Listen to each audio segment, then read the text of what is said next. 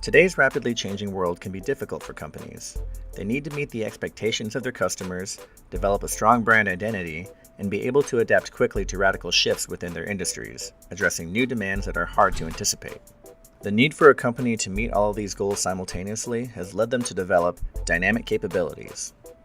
First proposed by David T. Gary Pisano, and Amy Schuin, this organizational concept emphasizes the capability to integrate, build, and reconfigure internal and external competences to address rapidly changing environments.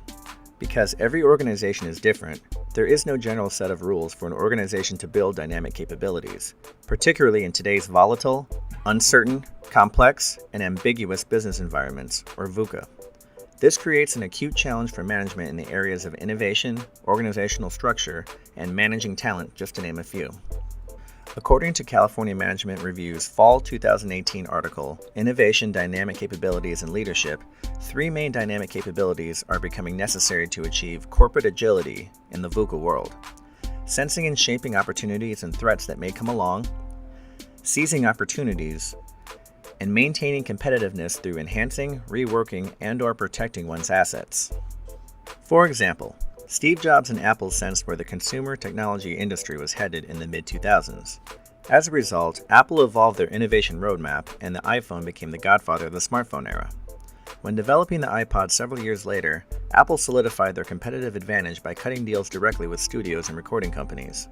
This resulted in iTunes, a complementary ecosystem where customers could place all of their media in a single user-friendly platform. Apple shaped its own dominance through keen foresight, distinctive design, highly customized global supply chains, and strong patents. The classic concept behind dynamic capabilities stresses three main strategic stages. The first stage, learning, requires a company to build common codes of communication and reorganize routines or patterns of interactions to create efficient solutions. Better interactions can also make better use of alliance and acquisition routines that enable organizations to bring new strategic assets from external sources. This leads to the second stage, new assets, where the organization integrates new strategic assets into company processes. These assets can include new capabilities, technologies, and perspectives from customer feedback. Performance is driven by more routines for gathering and processing information, for linking customer experiences to design choices, and for coordinating factories and component suppliers. The third and final stage, transformation of existing assets, reconfigures asset structures and accomplishes rapid transformation in the face of fast-changing markets. Organizations must develop low-cost, high-payoff changes that result in reconfiguration and transformation ahead of the competition.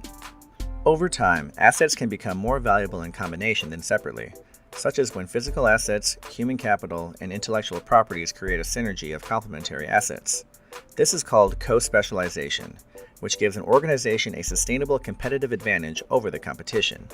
And it's this confluence of dynamic capabilities that produces lasting competitive advantage, allowing firms to grow and maintain success for the next 10 years, 100 years, and beyond. To read more on how dynamic capabilities help navigate organizations in VUCA environments, please visit cmr.berkeley.edu to read the Fall 2018 issue on Management Innovation in an Uncertain World.